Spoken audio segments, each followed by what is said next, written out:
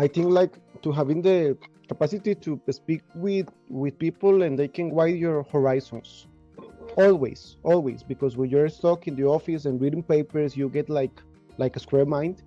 But when you talk with people, with any people, they can widen your horizons.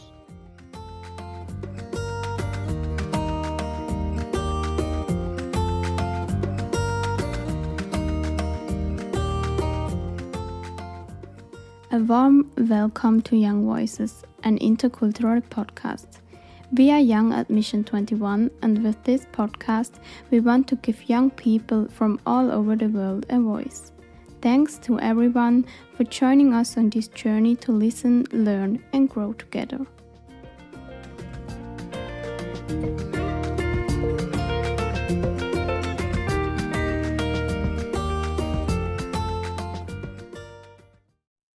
Here are Barbara and Serena calling from Switzerland. We are very happy to welcome our guest, Christian from Costa Rica. Christian is a former youth ambassador, and we had the chance to meet him when he visited Switzerland in summer 2022. Maybe you can introduce yourself. Hello, everyone. Thank you, Serena and Barbara, for having me. Well, first of all, my name is Cristian Castro Hidalgo. I am from San Jose, Costa Rica, from the southern and rural area of San Jose. Right now, I am working with the Legislative Assembly in three main topics. I'm working in indigenous rights, sexual and reproductive rights, and gender-based rights. And also another thing is national security in topics such as artificial intelligence and cybersecurity. Great, that sounds very interesting. And I'm looking forward to talk about those topics later on. You are calling from San Jose, isn't it? I am calling from San Jose, downtown, the capital of Costa Rica. When I have to describe Costa Rica in 4 words, I would use nature, food, chilled, and warm. What do you think about it? You're right. I think that food should be like the main, because it usually happens with people from other countries when they come here and they go to a restaurant or a bar or something like that, and they ask for food. They just get amazed the amount of food that we serve everywhere. Do you have very typical food, or maybe what is your favorite food? Okay, well, we have typical food that it is mainly based in rice and beans, cooked in very different ways, but depending on the way you cook it, it tastes really different. But I think that my favorite, it is not national, but it is almost national. My favorite food should be like for sure, 100% sure, is fried chicken. And here in San Jose, you can find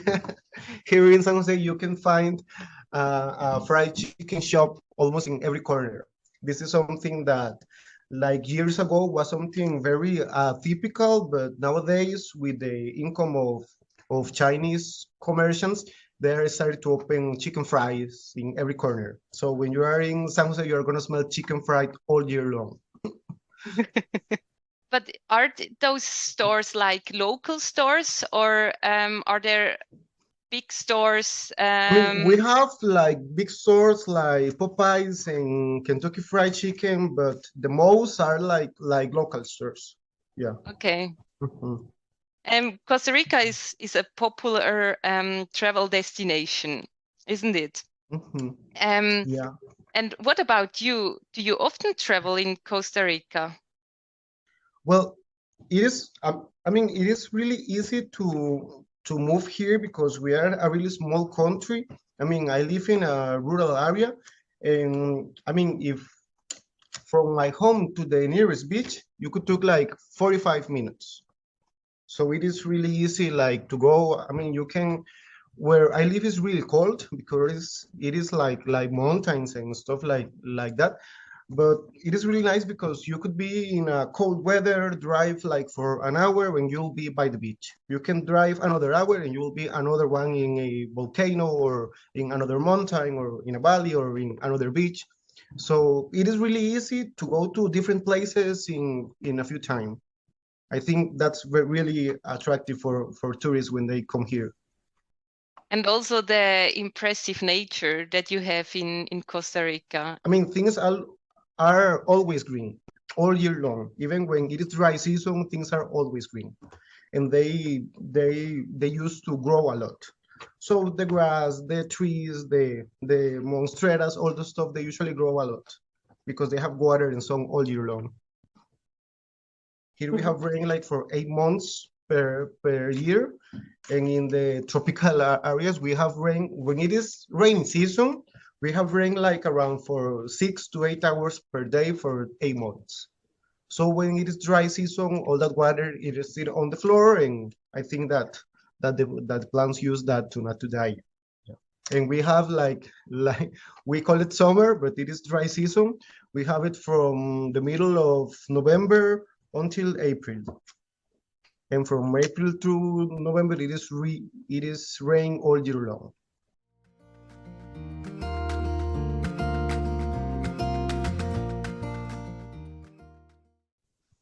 What do you like most about Costa Rica or San Jose? It's a difficult question. Well, I think we always do like a joke, and we say that Costa Rica it is like a farm, but it is true. I think the one thing that I like the most about San Jose, it is that like it's a small city. I can decide on a Friday night or a Saturday, I'm going out without making plans with anybody, and you will always get to see somebody you know.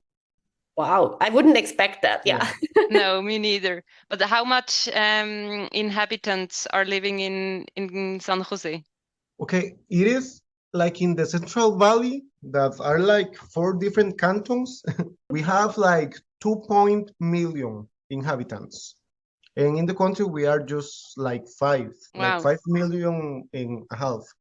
But it is, I don't know, it is something like very cozy because if you don't know people, it is very usual. I don't know if you're at a cafe or a park or wherever you are, it is like really usual to speak with strangers and making friendships like from the night or from the afternoon. This is like the thing that I really enjoy the most, like just going out, not making plans and always doing something funny.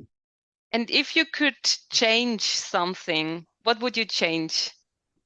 What I would change? I mean, like the way that they built Costa Rica after the foundation of the Second Republic, we have a lot of taxes. I'm okay with that, but the taxes were used so we could have good health system, good public education, and all the stuff. But from the past 2 or 3 decades, uh, the not the people like me, but the rich people stop paying taxes. So that has led us into a low in social security and education and the insecurity and the drug dealers and all the stuff. This has been the most violent year from the history of Costa Rica. I mean, I'm really proud because in the past years they call us the Switzerland of Central America and all the stuff, and was because we have really good public services. And when you have good public services, the crime does not have a right to operate. But when the states stop giving education and healthcare and job opportunities and all the stuff, it is when the violence and all the stuff rise, and now we are having that.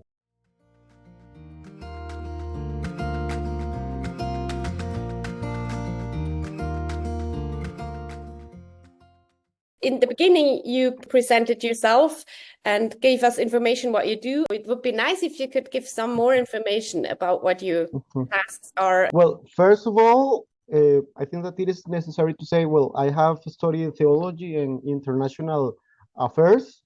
International affairs was the first career, but I finished first theology because I got in love, and after that I finished international affairs.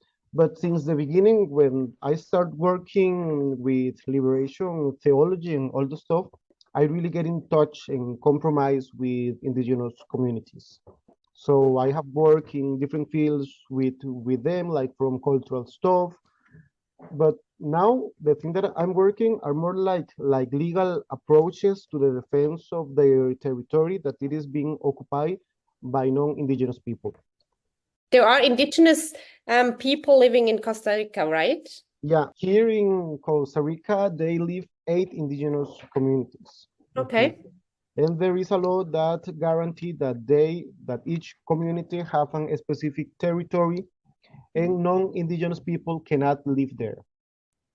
But there are some conflicts of I don't know, like people that owns cows and stuff like that, or palm trees, that they get into the indigenous communities in the indigenous territories, and the main thing is like to watch that does not happen, and to look how to solve the conflicts between the indigenous communities and the non-indigenous people. Also, we have conflicts with the government, with some agencies of the government, mainly with the national parks, because like 92% of the national parks are like cross in indigenous territories, and the indigenous law says that they can use all the things that they want from the national parks. But like this is recent, like 2 years ago, we have like a new law that says that no, everything that is in the national parks cannot be touched. So a lot of communities have received, like, I don't know, like threats from government officials to tell them you cannot use this river, you cannot use this lagoon, you cannot go here and here. And they have like cultural practices that are linked to rivers, or spiritual practices that are linked to a specific mountain. So right now we are working very hard on that, like to guarantee them the right to go to their sacred places. And also we are working with the participation of indigenous women in the decision-making process in the indigenous governments. Wow. That's much information I did not know about Costa Rica. And what languages are they speaking, the different groups? From the 8 communities, only 5 still have the language. And 5 different languages, or Yeah, 5 different languages. Yeah. And are these languages like spread all in other countries, or is it really just a local language? No, it is only in Costa Rica. The only that it is spread between Costa Rica and Panama, because it is a binational communities, are the Nove Buglet. They are the only one, but the rest are only located in Costa Rica. The root of those languages are called Nahua languages, and they come from the south of Mexico. So in the south of Mexico, El Salvador, Honduras, Guatemala, and Nicaragua, we all have like the same language root. And do you speak any of these languages? I know a little bit of Bribri. I mean, like Bribri, when you want to say hello, how are you, you can say Ich bishkena. And if you want to answer I'm good, you say bishkena wawai. And you said there were 5 million, right, citizens in Costa Rica. So how big are these 8 communities? Or not that big. It is like around, if I'm not wrong, it is like the 3 or the 4% of the population. Okay. And it is not, I mean, like, because like some, like the Bribri community and the Quebecer, they have a very specific way to define if you are indigenous or not. The only way to be indigenous is to be born from a indigenous woman. So if a man gets married with a non-indigenous woman, those childs are not considered indigenous. And how is it, do young people like leave the communities? Well, that happens a lot. I mean, and I think that this is like related with the other topic. I mean, a lot of people that goes from the indigenous communities and never go back are LGBTQ people, that they face a lot of discriminations in those communities. But most of the people, like straight indigenous people, they can come to San Jose to the university, and they usually go back to their communities because they study like agronomy or stuff like that help the communities to develop. But the people I know that are indigenous that never come back to the community are LGBTQ people. Maybe you can shortly explain what means LGBT people, because for our audience that would be helpful and interesting. For sure, yeah. Well, when we are talking about LGBT people, it is like an acronym from lesbian, gay, bisexual, trans. That trans implies a lot of things, and intersexual and queer people.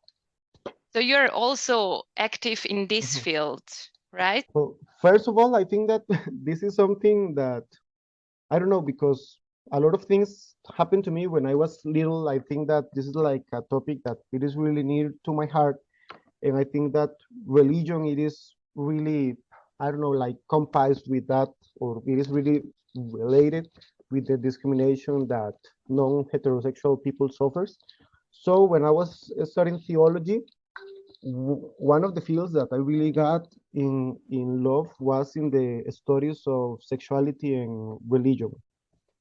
So with that, you get to learn a lot of how the sexuality is built in different contexts, and how people they decided to say this is wrong, this is good.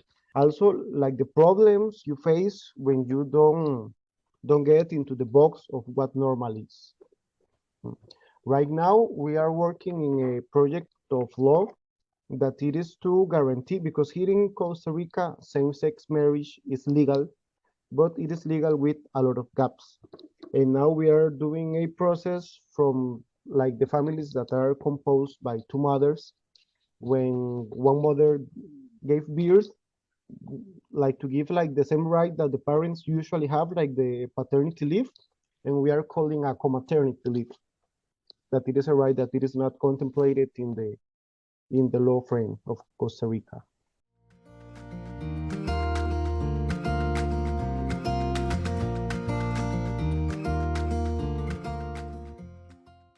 Maybe we can talk also again about the legal situation in Costa Rica in the field of gender equality. Well, right now we have like a very dense framework about gender justice, because this is what how we call it. But the main thing is that we have the laws, but the behavior of the population, it is not always in line with the law. So I think that now the main challenges are not to create more laws and more laws and more laws, but to educate people. Because like for me, it is really sad, because when people hear the word gender, they think of gender ideology or stuff like are supposedly bad, but we are speaking of things that people suffer day to day. And when you speak to people, they realize that. I mean, I remember like years ago when I was working with the church, when I wanted to start discussing the topic of gender with all women, I didn't mention the word because I know that that the word could be a little danger, but I asked to them to tell me how was their experience when they start wearing pants. And they told me that some got kicked out of the house, or didn't let them into the church, or stuff like that. And I was like, okay, we are gonna stop that. Why do you think that now it is okay that women wear pants, but if a man wears a skirt, it is still a problem? And there they realize that there are a lot of things that are, I mean, like the things that are considered feminine are considered in a lower position to the things that are considered like male things. So I think that when we speak about gender, a lot of people have suffered, or I think we all have suffered from those problems. And you don't need like to read a lot of theory. I mean, you need it, but it is something that it is really from the experience of each people. And with the framework, I mean, like right now we have something, because next year we are having elections for local governments. Like the framework, it is really clear that you have to have 50-50. And now there are some political parties that cannot run for the elections because they didn't apply that. Like for me, this is really important because having like that quotes really implies that women have to be implied in politics and decision-making process. And for me, that's a huge milestone. Mhm. And this quote is since this year. No, since like 8 years ago. Mhm. The thing that changed this year, it is that we had the vertical, like the vertical quote, but this year they entered the horizontal quote. So it is like if your candidate last election was a woman, next year have to be a man, and next year have to be a woman. This Mhm. is the horizontal quote. Yeah. And the Okay. vertical The is vertical it is men, women, men, women, men, women. Mhm. like the 50% Exactly. women. Okay, Uh-huh. I see. And you are doing gender workshops right now too? No, sadly, no. I really miss doing workshops. What did you like most Mhm. about it? I think like to having the capacity to speak with people and they can widen your horizons. Always, always, because when you're stuck in the office and reading papers, you get like a square mind. But when you talk with people, with any people, they can widen your horizons. This is the thing that I really miss the most. Yeah, I can imagine. Even if the topics maybe are difficult, Mhm. or like with the people, if you don't agree, you're really Mhm. eager to be in discussion in a constructive and good discussion. So I can imagine that you you miss I that. really enjoy that even here because I mean you have to speak with people that things way different to you. So you have to have like the patience and the commitment to get to know. I mean like to let you have the chance to understand how other people thinks. You don't have to be on the same boat, but you at least have to get the chance to understand why this person thinks that, why the person thinks that. That's a very interesting way to see it, right? Understand their mindset Mhm. and go off to not judging them in the first place, and not only trying, I want to convince you about mine, but to go the way to understand. And I guess Mhm. it opens Yeah. doors, right? I mean, this is an attitude, like something Mhm. coming from the inside. Mhm. And I mean, people feel that, if they know, yeah, this person really Oh, really? is interesting to hear what I Mhm. think, even if it's different to Mhm. what you or Yeah. she. Yeah. Because if you approach somebody, you start screaming and stuff like that, you're not gonna be able to build a dialogue. So you Mhm. have to be careful and first of all, I think that you have to listen. Even if you don't like it, you have to listen. Yeah. That's true. It's very important to be able to live peaceful with each other, to listen and at least try to understand Mhm. why a person is feeling that way Mhm. or is saying this or that. Mhm. Yeah, I think that something that my years working with the church helped me a lot is that if somebody says something that is hurtful, don't let that affect you. So you can just hear it, you can try to understand it, but don't let that grow in your heart or in your mind or in your stomach because usually you get sick. But yeah, I think that this is like the basic thing that you have to do to be able like to listen. Don't let those things affect you because you're Mhm. always going to listen things that are going to be wrong, but you just have to let it be and Mhm. try to understand it. I think that this is like the main point to widen your mind.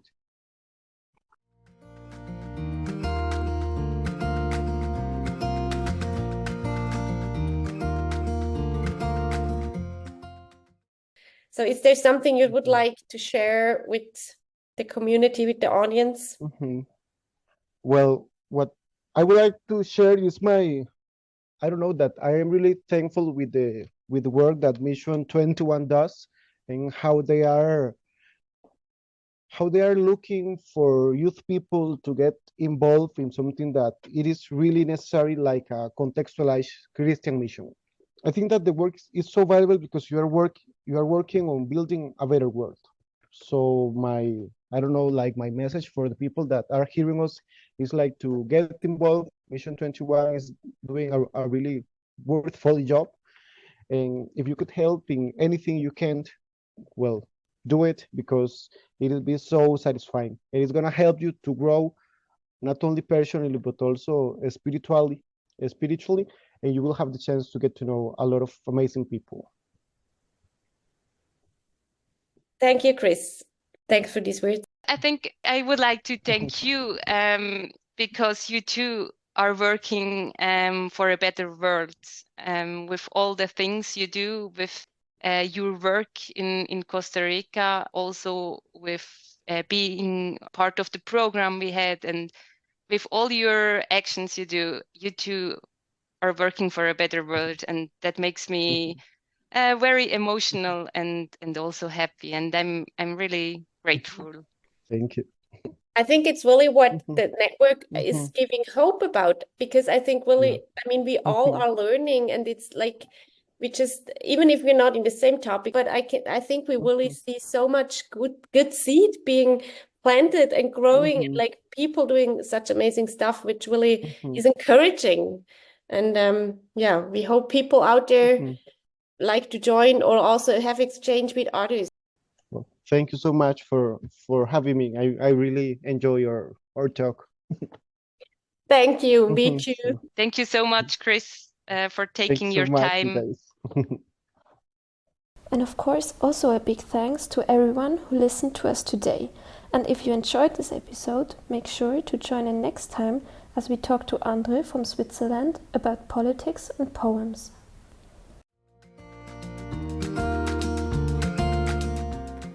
Have a good time, and if you haven't already, follow Young at Mission 21 on Instagram and Facebook, where you can learn more about us and our projects. There you also have the opportunity to ask questions to our podcast guests. And don't forget, always listen to the voices around you.